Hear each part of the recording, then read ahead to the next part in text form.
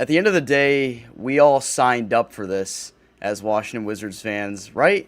Well, tonight still doesn't make it much easier to watch. That was probably one of the worst offensive performances of the season. All that and more today on Locked On Wizards.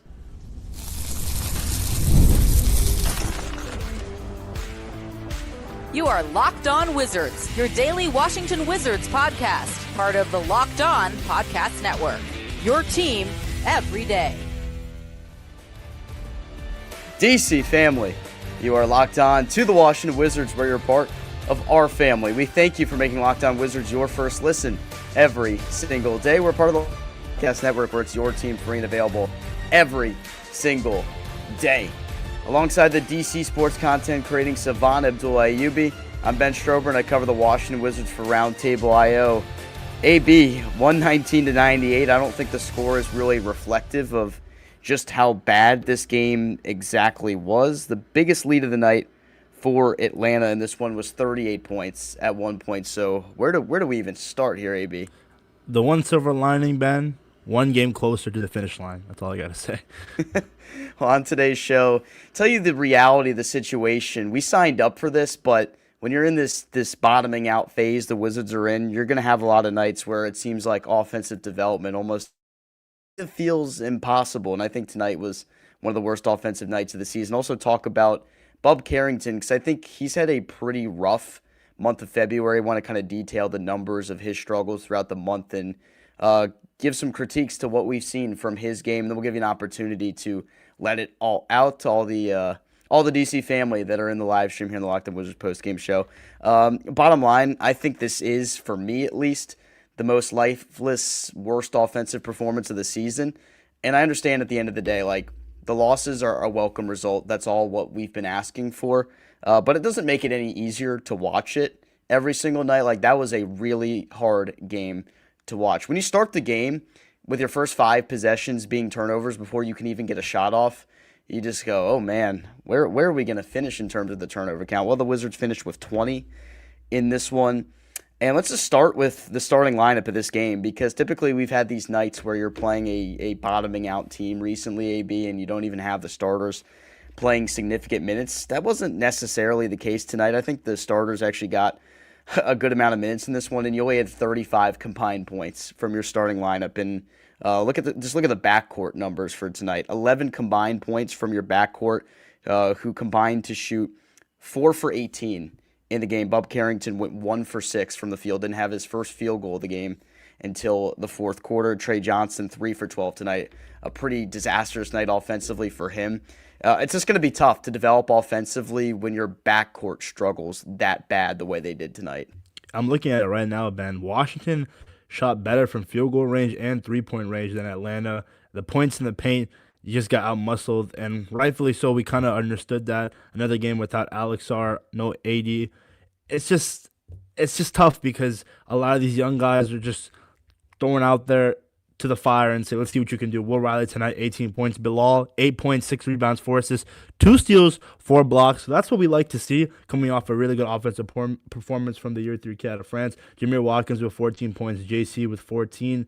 But it's just tough, Ben, because right now you're just throwing a lot of these young guys into the mix, and we always talk about the fact that there is no point guard facilitating this offense, and it's just hard to get any type of motion out there offensively. And this Hawks team, 2 games below 500, so they're trying to make it their playing spot. And for them, Jonathan Kuminga, 27.7 rebounds, 4 assists. It was just a game offensively. It was ugly, only scoring 98 points. I think Atlanta scored 40 in the third quarter, and they led by 38, the largest lead. It's tough. And if you're a Wizards fan, you watch that whole game, kudos to you. Well, the Wizards didn't even score over 25 points in a single quarter until the fourth quarter, which was complete garbage time. And they scored 34 points in that quarter. It went 20 points, then 23, and then 21 in the third quarter. So that's just really, really bad offensive basketball. And the worst part about it, in terms of what you're doing and why it's so lopsided, is their really poor offensive play made it extremely impossible for them to do anything. Their offensive possessions were so bad. If they weren't ending in turnovers, they were ending in pretty terrible shots where there was no movement offensively, very stagnant, poor shot selection. And on missed rebounds, like the leak out guy for Atlanta was out there every single time. They were getting wide open looks in transition, whether it was a free dunk, whether it was a three-pointer in the corner or the wing. That's the reality, is that really poor offense like that will also make you feel a whole lot worse defensively because you're just getting burned in transition. In terms of what I saw from the offense tonight, this is like kind of the paradox you enter here when you're the Wizards and you're bottoming out right now, is how can we still prioritize where we develop in our offense? Because tonight, it just didn't really look like there was a plan out there, in my opinion. It just kind of looked like everyone was running around playing 2K. And I say that lightly, and like I understand like this is a result that is welcomed in terms of the win-loss standings, but like I said, it doesn't make it any easier to watch. And like at the end of the day, like I still have to watch every game because I want to see of our guys develop. I want to see how guys get better. Like Riley had a good night, 7 of 8 from the field. Like I know he got a lot of those looks later in the game, which is good to see. He scored 10 of those points in the fourth quarter of this game, so good to see Riley getting some of the action there. But just even for your guys that you expect to be pieces for your team going forward, like Keyshawn George, who's struggled a little bit as of late since he's had the foot injury, and Trey Johnson tonight. I just don't feel like the offense has done enough to facilitate getting him good looks the way they were back in December. I think at times in this game, Trey Johnson was forcing it a little bit when he actually got the basketball in his hands, because I think he didn't even really touch the ball the first couple minutes of the game. So once he touched it, I was like, this kind of feels like a situation where he might start forcing it, dribbling it into situations that don't make a lot of sense. And that's what happens. All I can say is Trae Young being out there wouldn't have affected this game in terms of the win or loss column tonight. So I'm welcoming some Trae Young minutes. I am, because I'd like to see guys continue to get better offensively somehow. Tonight was not a night where that happened. Yeah, that's very good points you bring up, Ben. Ideally, at the end of the day, it's all about development. And when you look at a game like this, it's hard to be optimistic about seeing any form of development because, like you said, it just looks like a bunch of guys are thrown out there looking like they're playing at LA Fitness at 8 p.m. on a Tuesday night. It's hard to grab some silver linings. Obviously, like I mentioned, Will Riley, Bilal with 4 blocks. But again, I think it also goes to show, Ben, how important Alex Sarr is to this team because offensively, defenses are honed in on him in the painted area, and defensively, he's an elite rim protector. So I don't know. Is there an update on Alex coming back? I don't think so. I think we're not going to get an update on that for at least a couple more days. When they ruled him out before the Rising Stars game, I think they said at least 2 weeks. But, the Wizards are being very cautious with how they manage the injuries right now. So rightfully so. We'll just have to see what transpires. But at the end of the day, like at halftime of this game, I was like, man, like I don't even know what I'm looking for right now. Just not seeing anything offensively that makes any sense to me. And I put out a tweet at one point after the first 5 possessions. I was like, this is like the Jaden Daniels-less Commanders offense going 3 and out on 5 straight possessions, and Atlanta scoring a touchdown one of those. But I guess they were scoring in transition every single time off the turnover, so it didn't really necessarily apply. I don't know, bad joke by me. I was just kind of bored because that was bad basketball.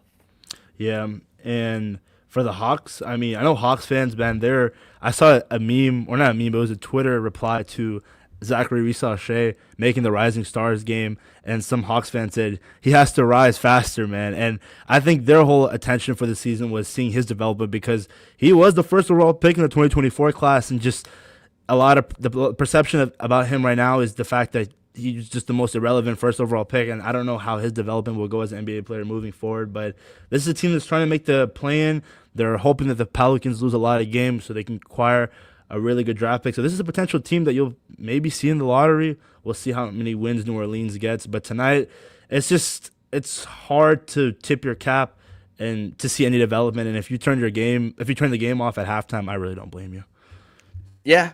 There wasn't a lot to see out there. I'm gonna be honest, and like this is a young team, and you're playing young players the whole game. So nights like this will happen. They're gonna have really bad nights, but tonight was a night that will be very forgettable for plenty of reasons. And I don't know. Would you say this was their worst offensive performance of the season? I had no clue what I was watching, honestly. When they were attempting to play offense tonight, I was like, it just looks like there's no plan whatsoever tonight. Yeah, I don't think this is the lowest the Wizards have scored points for a game, right? I'm assuming they scored definitely less than 98 before. Or my Probably, but like I think the garbage time inflates it, and yeah, at the end of the day, just like eye test to me, like the feel I had watching the game, it felt like the worst. But I don't know, maybe it's just reactionary because I'm prisoner of the moment right now. Oh, I didn't even notice Corey Kispert had 12 points and CJ had 8. So that was something. Yeah, the former Wizards out there. I was almost watching for. I was like, let's see, are we gonna get a Corey Kispert masterclass tonight or what? Yeah. Jalen Johnson actually left this game in the second quarter as well with a hip injury. He only played 6 minutes, so it could have gone worse, Ben, if he was playing. Maybe. I mean, this game made Jonathan Kuminga smile. I think this is the first time he smiled in years.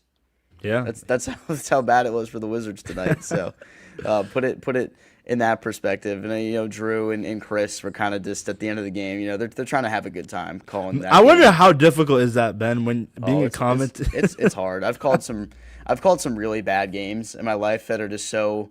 Actually, the baseball series that I called last week, Georgetown and St. Peter's, called 2 games that day, a doubleheader. So I was there for like 7 hours.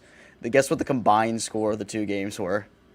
I'm assuming it was a blowout, right? Both of them ended early in run rules. The combined score, Georgetown won 31-2 in the combined 2 games. Holy crap, man! It was some bad baseball, man. So like I definitely feel Chris and Drew in that situation. All right, when we come back, Bub Carrington has really struggled here in the month of February. We'll detail some of his struggles when we come back here in the Locked On Wizards podcast. Workplace chaos, deadline stacking up, the inbox overflowing, and the one position you have to fill still sitting open. When the pressure's on and you need the right hire, this is a job for sponsored jobs. Indeed Sponsored Jobs helps you people who actually for skills, experience, location, so you're not just hoping the right candidate stumbles across your post. Here's a stat that says it all. In the minute that I've been talking to you, companies like yours made 27 hires on Indeed according to Indeed data worldwide. So if you're hiring, spend less time searching and more time interviewing candidates who check all of your boxes with Indeed Sponsored Jobs. Spend less time searching and more time actually interviewing candidates who check all of your boxes. Less stress, less time, more results. When you need the right person to cut through chaos, this is a job for Indeed Sponsored Job. And listeners of this show will get a $75 sponsored job credit to help get your job the premium status it deserves at Indeed.com/podcast. Just go to Indeed.com/podcast right now and support our show saying by you heard about Indeed on this podcast. Indeed.com/podcast. Terms and conditions apply. Need to hire? This is a job for Indeed Sponsored Jobs. Month of February just has not been kind to Bub Carrington. So I got the updated numbers for you. In the month of February, he's shooting 37% from the field and 26% from 3. And we said that the three-point ball for Carrington had kind of become the redeeming quality for him as of, throughout the majority of his sophomore season as he's learned a new role. But tonight was a really poor night for him offensively. And I just think recently as a whole, he has really struggled, especially getting going from downtown. Tonight just took 2 looks, made one of them in the fourth quarter. 1 for 6 from 3 against Charlotte, 0 for 4 against Indiana in the second game, 3 for 9. In one of those went 0 for 3 against Cleveland, 1 for 6 against Miami. It's been a bad month of February, to say the least, for Bub Carrington. And it's kind of interesting tonight because he impacted the game in the box score in different ways, but it was hard to feel his impact because I think he really struggled to get anything going offensively. And a big reason why I think they struggled tonight was because they were unable to initiate anything offensively.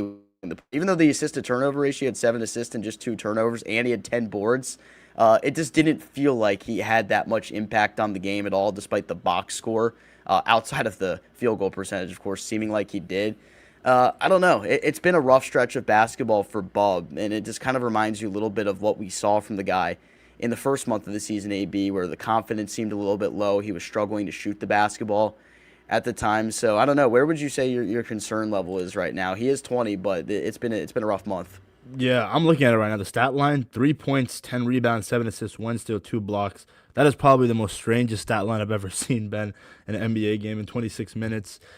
For me, where am I at? Where am I at with Bub Carrington? 20 years old.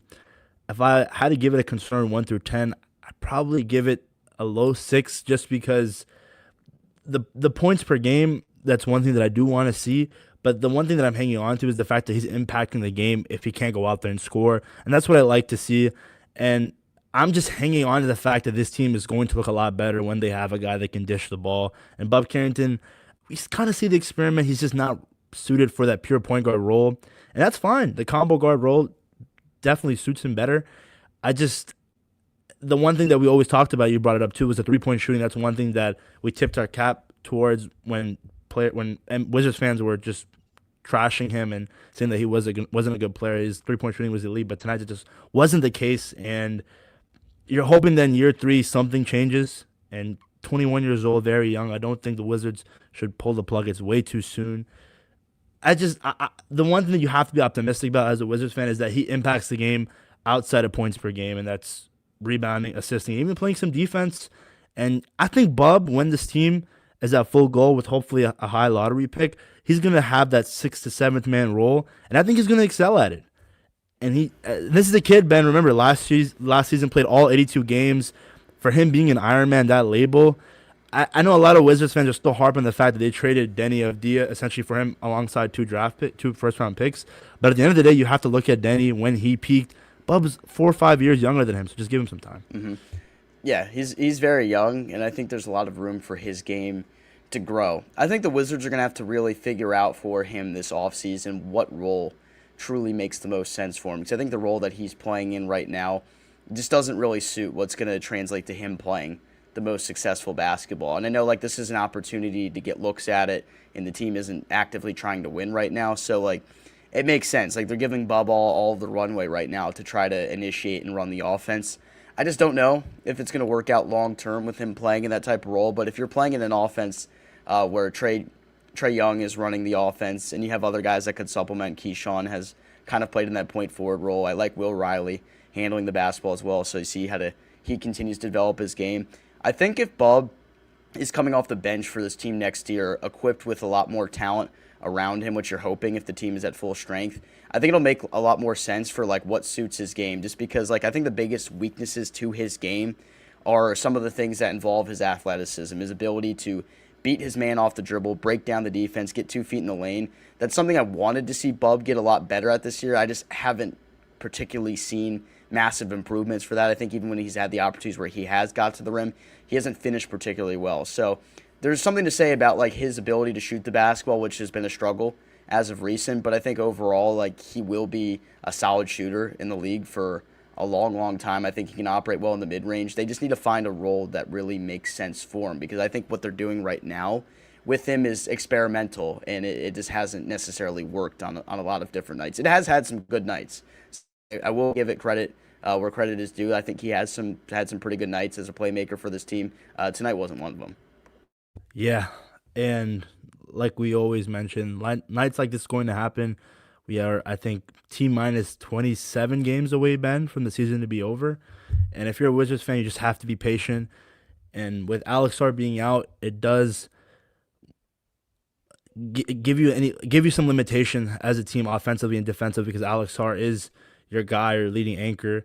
And again, next season, I think this team is just going to look completely different. Once the off season hits, I think the perception of the Washington Wizards and how we're going to be treated hopefully turns up a notch, because this team deserves to be respected, knowing how young this roster is alongside the veterans that you have, and just knowing how low this draft class is coming up. It just makes me wonder, Ben, if you add another guard to this rotation, what would it look like next season with Trae Young, Trey Johnson, Bub Carrington, and a potential Darryn Peterson, Darius Acuff, Kingston Fleming? It's going to be interesting, Ben. Yeah, we'll have a good guest on tomorrow. Tyler Rucker of NBA Draft No Ceilings is going to join the podcast. He has in his bio that he watches so much film that IMAX would have to shut him out, or I can't remember verbatim. Let me look up what he actually has listed in his bio here. It's something really. He said watches enough film to fill an IMAX theater. So this dude is about all things college basketball, all things prospect. He's going to get us up to speed with what he thinks about the latest college prospects. So that's going to be an incredible guest for us. All right, when we come back, we give you an opportunity to have your voice heard, as always, here on the Locked On Wizards postgame show. Let it all out up next. Ever wanted to experience the NBA Finals live and in person? FanDuel is giving you the chance to turn that dream into reality with their NBA sweepstakes. Here's how it works. Use your profit boost on any NBA future, and you'll automatically be entered for a shot to win an NBA Finals trip for 2. That's right, flights, tickets, the whole experience. If you're already looking at the board and thinking about which team can make a deep run, this is the perfect time to lock it in. I love futures this time of year, whether it's picking a team to win the championship or grab a conference title. It adds that extra layer of excitement to every game down the stretch. They say if a team gets to 40 wins before they get to 20, that makes them a top candidate to be a team that wins it all. So I'm looking at OKC right now. I'm looking at San Antonio. And then Detroit as well. How about Detroit? They might be a legitimate contender to win it all this year. And now not only can your pick cash, but it can also send you to the finals. Visit FanDuel.com to get started. Use your profit boost on an NBA future and get entered for your chance to win a trip to the NBA Finals. Play your game with FanDuel, the official sports betting partner of the NBA. AB, before we get to let it all out, I just kind of wanted to get your thoughts. Do you see, we could get a Jaylen Brown or Cade Cunningham MVP by default because SGA could end up not qualifying, Jokic could end up not qualifying. It's actually crazy because I think SGA has been the MVP of the league based on what he's done. He's having another historic season. But with these rules about playing 65 games to qualify for the awards, it'd be kind of crazy if we got a Cade or a Jaylen Brown MVP in a year like this. I wanted to get your thoughts on the rules in place that could cause something like this. First, I want to say I was a big Cade guy when people were not believing him a couple years ago. I remember people were saying that Jalen Green was better than Cade Cunningham. I'm like, yo, give him some time. This kid is a future star. Jaylen Brown's a stud as well. I do wonder, though, Ben, if people or league official or the league executives are going to consider changing the 65-game plus participation rule because a lot of stars out there, like you mentioned, SGA and Nikola Jokic went out with an injury. I think Cade right now, like you mentioned, he is favored to win currently, right? SGA is still the favorite. Sorry, okay. But how many games has SGA missed? Do we know? I think if he misses, I think he only has like 2 or 3 more games. I'd have to double check. So in a way, it's like a double-edged sword because it kind of makes superstars play games, like no load management, or what if they're dealing with an injury. So it's tough, but I know people are going to be upset, especially Thunder fans, if Cade wins it over SGA. It'd be kind of funny, but Cade, there's a real argument. I think Cade for MVP actually has a strong argument because if you just want to talk about value to a team, he completely turned that franchise around.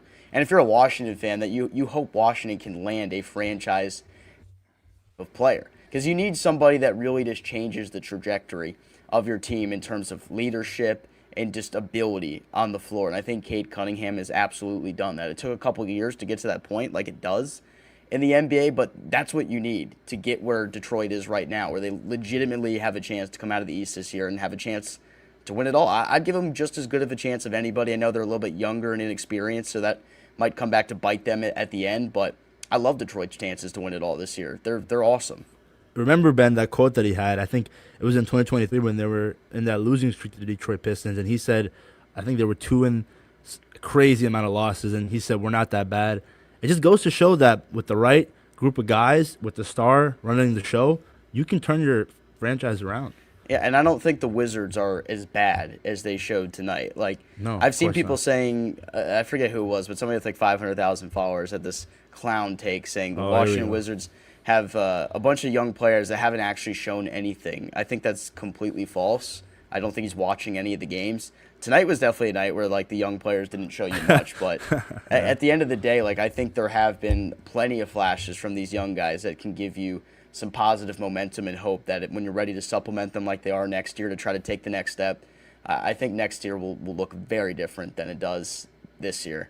All right, AB, let's get to the let it all out. How people feeling?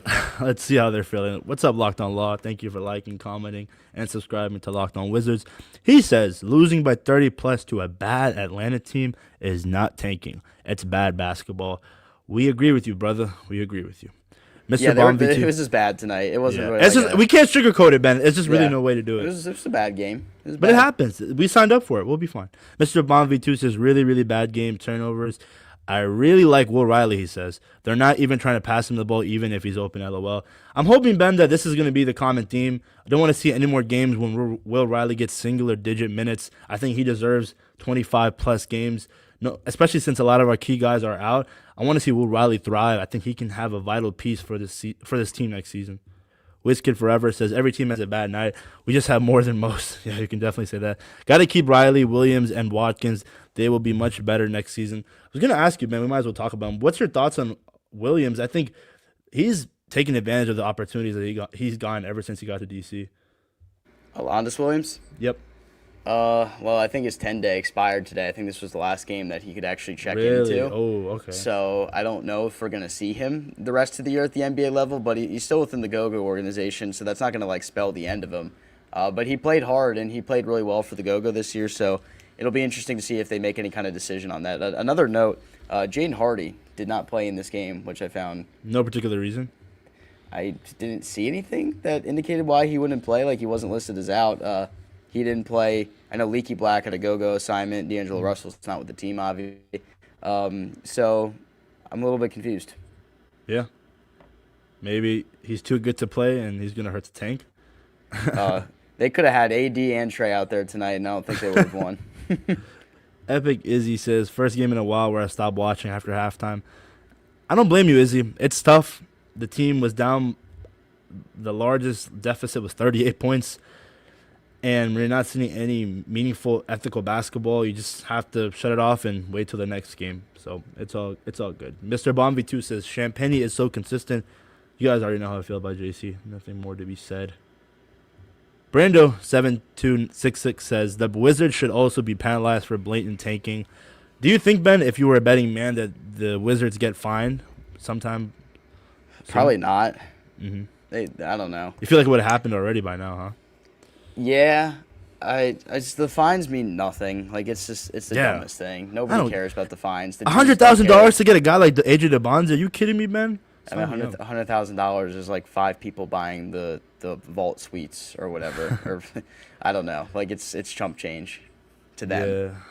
Yeah. Igor says, don't draft Peterson, grab AJ or anyone else. Man, Ben, the current discourse, it's crazy how turntables have turned for Darryn Peterson, because 2 weeks ago we were saying that this kid's the next Anthony Edwards, and now it's like, does he even love the game? But we don't know the facts of the situation is what makes it hard to have an opinion on it. Like, he could be getting bad advice from people, or he could just legitimately be hurt. And if that's the case, like, I'm kind of leaning toward him being hurt, because if you watch his high school tape, he looks more explosive. He shows more ability to play make than he has at this level. So if he's actually playing hurt, it's really impressive that he looks as good as he does still. Well, he's hurt, but AJ Dybansta has gone crazy in the month of February, so you can't deny that. But that's why we're gonna have Tyler on tomorrow. He'll give us a good rundown. He'll tell us how it is. He will. Epic Izzy also says we need Boozer. Ben, it's crazy. Did you watch Duke Michigan? By any chance? Yeah, of course. Bro, I was watching the game, noticing how loud the crowd was, and I'm like, that's freaking Capital One Arena. That's our stadium, baby. Like, that's going to be us, hopefully, when this team starts winning, right? Yeah, and I saw people saying it's an indictment on the Wizards, but, like, that doesn't – I don't think the building looking like that is necessarily, like, looks bad for the Wizards. I think it's an indictment on Georgetown in Maryland that yeah, that's a good point. They haven't had an environment like that. You have 2 out-of-market teams that obviously have huge alumni bases and massive fan bases in general playing in a game like that, but – Maryland hasn't played in a high-stakes basketball game at Capital One Arena in a long time. Georgetown sure as hell has not played in a game with that high of leverage in a long time. That was one of the bigger high-stakes basketball games in that building in probably the last 7 or 8 years, if we're being honest. So if you want to put that as an indictment on the Wizards, like, that's fair. I can understand that point as well. It's just crazy how many Duke and Michigan fans are around here.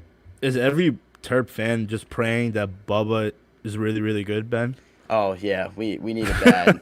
I mean, we're getting some signs. Like Andre Mills is a young player. Darius Adams is a freshman, and they've shown some improvement over the course of the season here. It's just it's a tough season. It's hard to see because Maryland basketball, even in the years where they've been down, they've never been this bad, in my life at least. But there'll be an opportunity for them to turn it around. And Maryland's played massive games over the last 15 years or so just in their own building. I was more talking about Capital One Arena, so don't come for me in the comments saying they haven't played big games in their building. Trust me, I was a part of broadcasting them or there as a fan, so I understand how live it can be at Xfinity Center. I do wonder, Ben, UVA is the only local team that's going to make March Madness? Is George Mason not going to make it? I don't know. They were having a good year. I think they have to win their conference, I'm assuming. Yeah, I mean, they probably would have to win the conference, but, I mean, they got a great coach in Tony Skinn. Yes, he was a sir. former assistant at Maryland. He's really good. But, yeah, I mean, we need some good local hoops flavor around here. I'm not a UVA guy. That's a little bit out the way from the DMV, as most people, I think, would agree. But there's a lot of UVA alum that I'm sure that listen to that, so no disrespect to them. If they're excited about that, go ahead. But I don't get too fired up for it. I really get fired up for Maryland, but I will root for Georgetown. I will admittedly root for Georgetown. Yeah, the Hokies, I can't root for UVA, obviously, but the Hokies started off the season really well, and they have some promising guys, Abdullahi and Toby. I forgot his last name. I think his name is Toby. It's just that's just how it is with VT basketball. I don't think they're gonna get anywhere. We're always the NIT. I think that's what's called the bracket. We're NIT enthusiasts. That's our ceiling, basically. Oh man, that's tough. Are you guys gonna kick our ass in football though this year or what? Dude, we gotta go to that game, Ben. That's gonna be exciting. I'll be there. I think I'm gonna be rooting for VT. I'm not gonna lie. Oh, you're not fond of the coach of Maryland? No, man. We gotta do something different at Maryland. We can't do another year after this year of locks. I'm sorry. I can't get behind the 8th year of locks. Yeah, we'll just see. It's okay. Yeah, it's fine. I think that's it, man. Thank you. Jay Prince, he says, great pod, guys. Awesome. First of all, shout out to 37 people here listening, watching, commenting, liking, subscribing. After a game like this, the fact that you willingly watched the game, turned the game off, then tuned into us, you guys are the real MVP. Hey, man. Yeah, I think it's tough to watch that and then want to watch people that are talking about it. But I know. I guess we did a good job today, AB. Good stuff, man. Yes, sir. Yes, sir. All right, everybody. That'll do it for today's episode of Locked On Wizards post-game show. Brutal loss, but hey, tomorrow we got some fun stuff to talk about. Tyler Rucker, NBA draft, no ceilings. He'll be on the podcast. He'll tell us who the Wizards should be keying in on here ahead of the NBA draft. We know that the lottery, May 10th, can't come fast enough, can it? All right, DC family. For Abdullahi, Ayubi, my co-host, I'm Ben Strober. We'll talk to you later.